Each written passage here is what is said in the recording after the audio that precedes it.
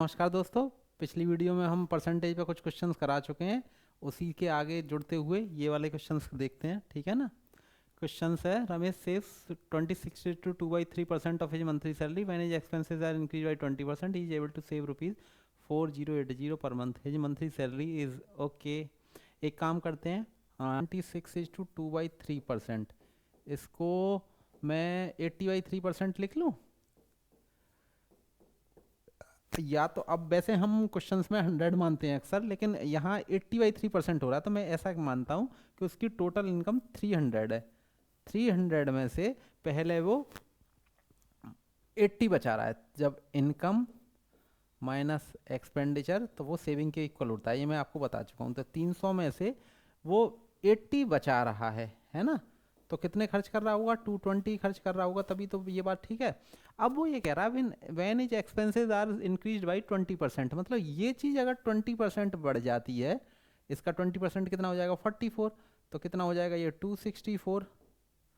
तो वो है ना, इनकम की तो कोई बात नहीं हुई, इसका मतलब वो तो उतनी ही है। तो यहाँ हमें कितना बचेगा? 36। ठीक है, बात आ रही है समझ में, है ना। और वो फिर इतने रुपए बचा पाता है जो हमारे मुताबिक 36 थे, वो क्वेश्चन में 4080 के इक्वल दे रखे हैं, है ना। 36 इक्वल टू 4080। तो हमें वैल्यू निकालनी है 300 की, है ना। 300 टोटल मान के चले थे ना हम। तो क्या हो जाएगा? 4080 अपॉन 36 इंटू 300। इसको जब मैं करूँगा 100, 12 इंटू 3, 4 0 और 0 0 100 से ये आ जाएगा मेरा आंसर 34,000। ठीक है बेटा, आसान था। बस इस बार हमें क्योंकि 26 अपॉन में 3% दे रखा था, इसीलिए वो हमने 300 मान लिया, फिर क्वेश्चन हमारा आसान बन गया। ठीक है ना, चलो आगे का देखते हैं। एक वस्तु की कीमत हर वर्ष 5% बढ़ती है। यदि दूसरे और तीसरे वर्ष की कीमतों के बीच का अंतर ₹52.50 है, तो पहले वर्ष में उसकी कीमत क्या होगी? अच्छा बेटा, एक चीज़ देखो, यहाँ 3 वर्ष की बात कर रहा है। जैसे हम 3 वर्ष की बात कर रहे हैं, तो हर बार 5% बढ़ रही है। तो मान लो अगर 100 रुपये मान के चलें, तो पहली बार 105, दूसरी बार 105 का 5%, तीसरी बार वो जो वैल्यू मिलेगी उसका 5%। लेकिन यहाँ उसने क्वेश्चन को थोड़ा सा घुमा दिया। उसने क्या किया कि आपको 3 वर्ष का बोला तो सही, लेकिन क्वेश्चन थोड़ा सा घुमा दिया उसने। जो आंसर पूछा है वो तुमसे स्टार्टिंग वाला नहीं पूछा, पहले वर्ष के। पहले वर्ष में उसकी कीमत क्या थी, मतलब समझ रहे हो, क्वेश्चन में उसने ऐसा लिख दिया कि दिखने तो में तो वो 3 वर्ष की हमें कैलकुलेशन करनी है ऐसा लग रहा है, लेकिन हमें करनी 2 ही वर्ष की है, क्योंकि उसने आंसर पूछा है पहले वर्ष वाला। तो हम यही मान के चलते हैं कि पहले वर्ष में ही उसकी कोई वैल्यू थी, वो मानते हैं 100। अगर पहले वर्ष के अंत में ही 100 थी, हमें नहीं पता उससे पहले क्या थी, क्योंकि हमें आंसर में ही वही पूछा है, हम पीछे का क्यों जाएंगे। 5% से बढ़ेगी तो कितना हो जाएगी? 105। अगली बार ये 105 5% से बढ़ेगा, तो 105 का 5% में निकालूंगा तो कितना हो जाएगा? 100 का 5% 5 ही, और 5 का 5% आधा 0.5 10 और 0.25 5.25। अब मैं इसको जोड़ूंगा, है ना। अब वो इन दोनों के बीच का उसने डिफरेंस दे रखा है ना। ये इसका ये हो जाएगा, तो मैं जोड़ के मैं इसको लिखूंगा, ठीक है ना। मैं इसको जोड़ के लिखूंगा तो कितना आएगा? 5.25 में ये आ जाएगा 110.25, है ना। अब उसने यही दे रखा है क्वेश्चन में, इन दोनों के बीच का डिफरेंस आना कितना था? 5.25।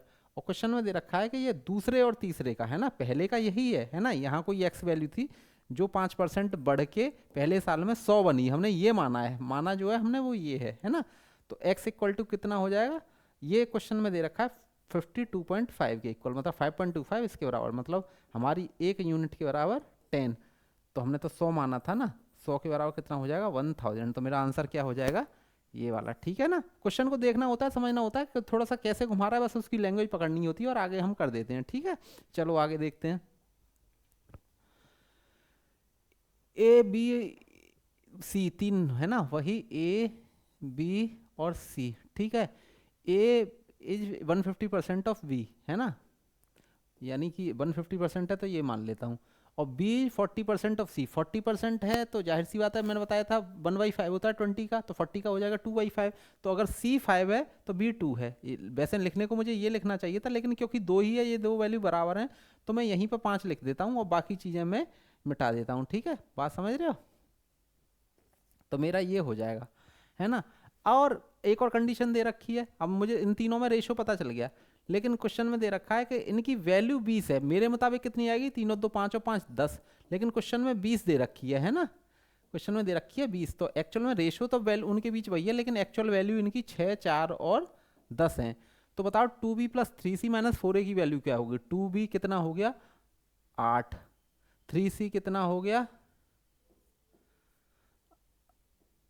30, और यहाँ कितना आएगा -4a यानी कि माइनस का 12। ठीक है, ठीक है, तो मुझे क्या मिलेगा 2b plus 3c, 2b plus 3c minus 4a, sorry 4a की वैल्यू हो जाएगी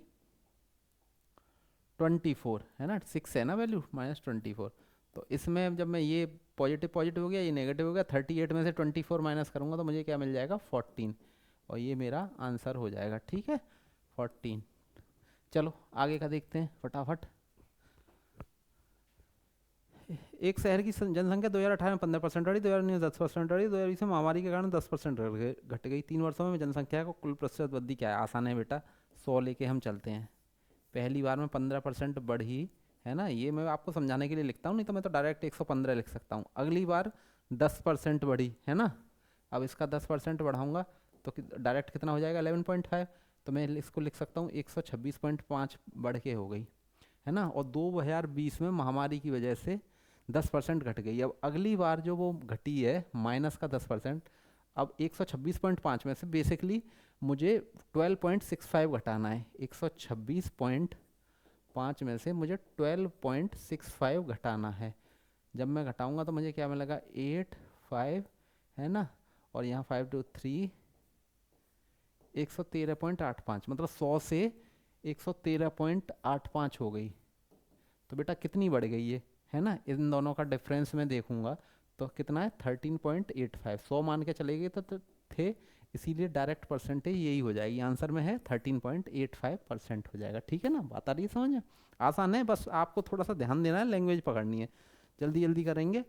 यदि 180 को x% घटाने पर वही परिणाम आता है जो 60% को x% बढ़ाने पर आता है। तो ठीक है, पहले तो ये देख लो, ये बेसिकली कह रहा है 180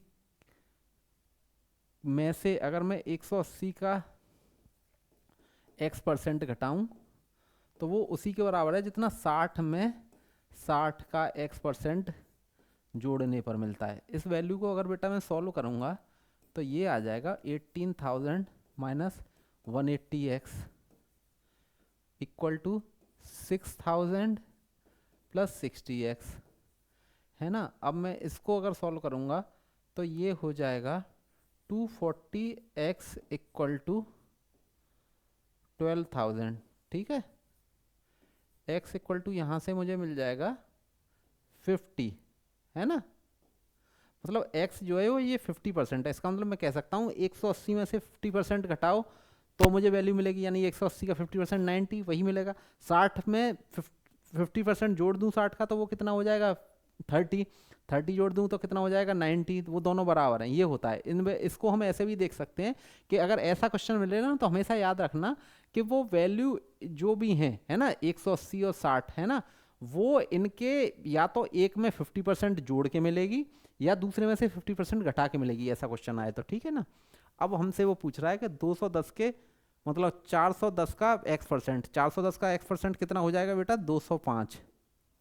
210 के x प्लस 20 यानी कि 70% से कितना अधिक होगा। 210 का 70% कितना हो जाएगा 147। तो ये 205 147 से कितना परसेंट अधिक है ना। तो परसेंटेज मतलब अधिक निकालना है तो ये कितना, इसका डिफरेंस निकाल लेंगे, ये हो जाएगा 58। हमें बेसिकली हमें ये निकालना है 58 147 का कितने परसेंट है ये निकालना है, तो ये हमारा आंसर मिल जाएगा। ठीक है, तो अगर देख लो 14 मतलब 14 इंटू 56 होगा 40%, ये निकालूंगा तो ये लगभग 40% के नियर जो मेरा कैलकुलेट करोगे तो एग्जैक्ट भी मिल जाएगा। 40% के नियर जो बिल्कुल आंसर होगा ये वाला, वो मेरा आंसर हो जाएगा। बाकी आप सॉल्व करके देख लेना, यही होगा। ठीक है ना, चलो आगे देखते हैं। एक कक्षा में 60% छात्राएं और शेष छात्र हैं। मान लो क्लास है, ये क्लास में बॉयज़ हैं गर्ल्स हैं। ठीक है, 60% छात्राएं और शेष छात्र हैं। बॉयज़ ये 60% हैं, तो बॉयज़ कितने हो गए? 40%। ठीक है, बॉयज़ हो गए 40%। अब ये कह रहे हैं 45% छात्राएं परीक्षा में पास होती हैं। मान लो हम 100 ही मान के चले थे ना टोटल, तो ये 60 का 45% में निकालूंगा तो मुझे 27 मिल जाएगा। ठीक है, और 27 पास हो गई है ना, ये पास वाला है। तो फेल कितनी हो गई? 33। बॉयज़ में क्या कह रहा है? एक और 40% छात्र फेल हो जाते हैं। बॉयज़ में फेल वाले 40% हैं, पास वाले 60% हैं। 40% नहीं है तो ये 16 और 24 हो गए। ठीक है, तो अब ये बेसिकली पूछ रहा है यदि परीक्षा में फेल होने वाली छात्राओं की संख्या 66 है, फेल वाली 66 है, हमारे मुताबिक 33 थी, वो क्वेश्चन में दे रखी है 66 में। मतलब हम कह सकते हैं कि जो ओवरऑल हम 100 मान के चले थे वो क्वेश्चन में 100 ना होकर 200 है, क्योंकि डबल हो गया ना हर तरफ से। तो परीक्षा में पास होने वाले छात्रों की संख्या क्या है? छात्र कितने पास हो रहे थे हमारे मुताबिक? 24। तो एक्चुअल कितने हो जाएंगे इसके? 48। और 48 मेरा हो जाएगा आंसर। बात आई समझ में? बस ऐसे हमें कंपेयर करना है और अपना आंसर निकाल देना है। ठीक है, 180 अंकों की एक परीक्षा में 75% अंक थ्योरी के लिए और शेष प्रोजेक्ट कार्य के लिए निर्धारित हैं। वीना ने थ्योरी में 60% अंक प्राप्त किए। यदि उसे विषय में कुल 62% अंक प्राप्त करने हैं तो उसे प्रोजेक्ट में कितने प्रतिशत अंक प्राप्त करने होंगे? ठीक है बेटा, क्वेश्चन आसान है, बस ध्यान देना जरा सा कि टोटल हमारा 180 मार्क्स का एक सब्जेक्ट था, जिसमें से 75% उसे यहाँ मिले थ्योरी में, है ना, और प्रैक्टिकल या प्रोजेक्ट कह लो वहाँ मिले उसे 25%। ठीक है, अब क्या हो गया कि मतलब बेसिकली हम कह सकते हैं कि 3 और 1 के रेशो में टूटे हुए हैं। ठीक है, अब ये कह रहा है कि यहाँ उसे मिले 60% मार्क्स, है ना, और उसे एवरेज लाने हैं 62%। तो यहाँ कितने रहे होंगे, है ना। अब एक चीज़ का ख्याल रखो कि अगर दोनों ये बराबर बराबर होते, यहाँ भी 50% इसके होते 50% इसके होते, तो क्या होता? तो अगर मैं ये कह रहा हूँ कि यहाँ अगर ये बराबर होता, है ना, तो इसको ओवरऑल 62 लाने थे, यहाँ 60 रह गए। एक एक का अगर रेशो होता तो यहाँ अपने तो 62 होते ही होते इसके, और 2 मार्क्स इसके और मिल होते कवर करने के लिए, तो उसके 62 हो जाते। लेकिन यहाँ बेटा 3 और 1 का रेशो,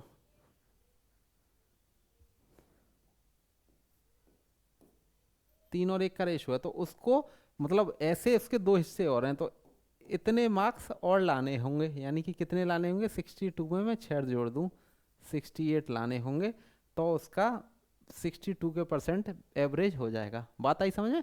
दोबारा बताता हूं मैं, फिर से देखते हैं, है ना। देखो क्वेश्चन हमारा ये है ना। अब हमें बेसिकली क्या करना है कि देखो एक बार मैं मिटा के फिर से बताता हूँ। 180 मार्क्स थे टोटल उसके, ठीक है। अब वो 75% और 25% में टूटे हुए थे, मतलब कह सकते हैं मैं 3 और 1 के रेशो में टूटे हुए थे।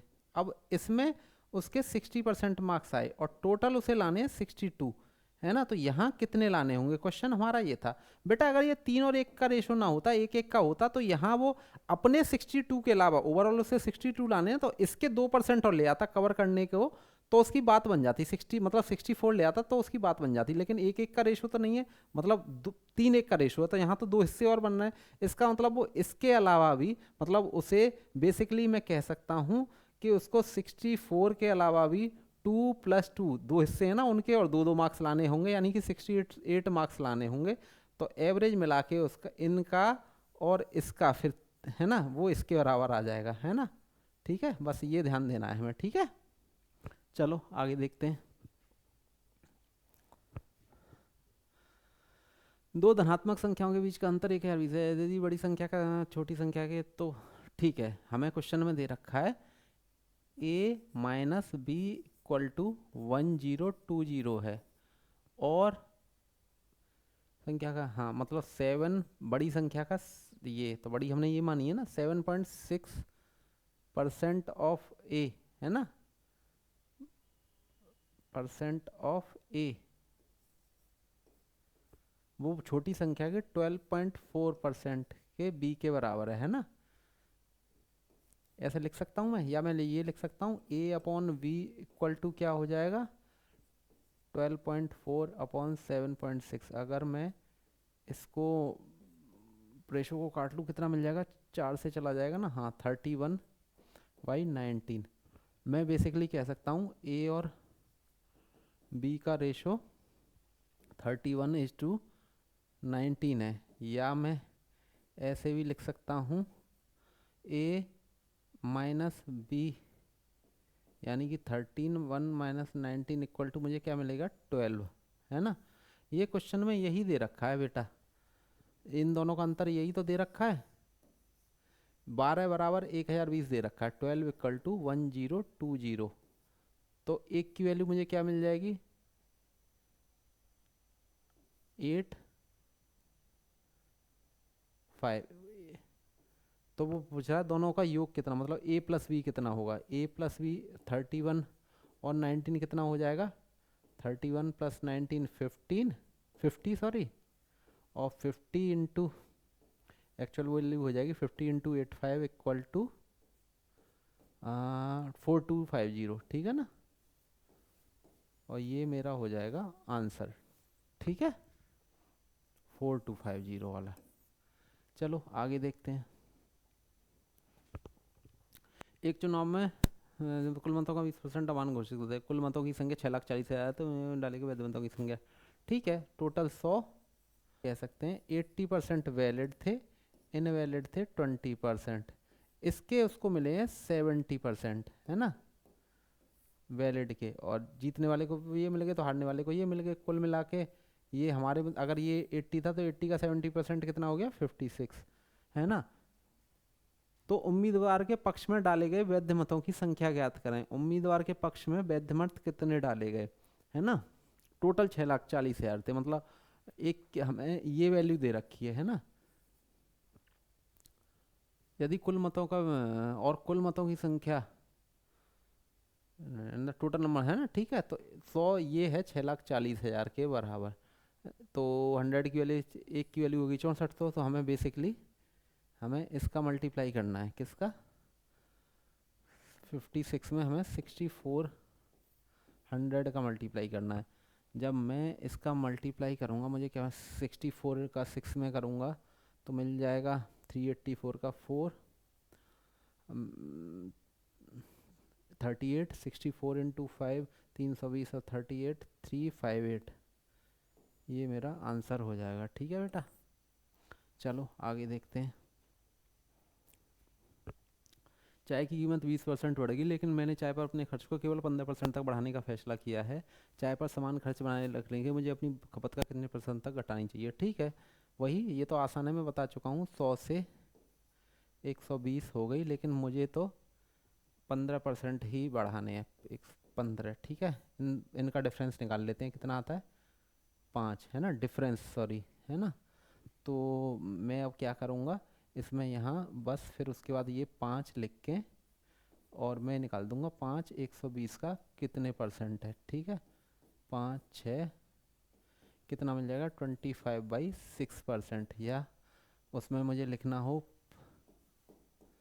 4:1, है ना 6% ही मान लो, तो 4, एक उस तक पूछ रहा है तो 1/6 को मैं 4.2% लिख लेता हूँ, ठीक है। तो ये मेरा आंसर हो जाएगा 4.2% वाला, एक पुस्तक देख रहा ना, ठीक है। बाकी क्वेश्चन आसान थे, आगे देखेंगे, ठीक है। Okay, thank you.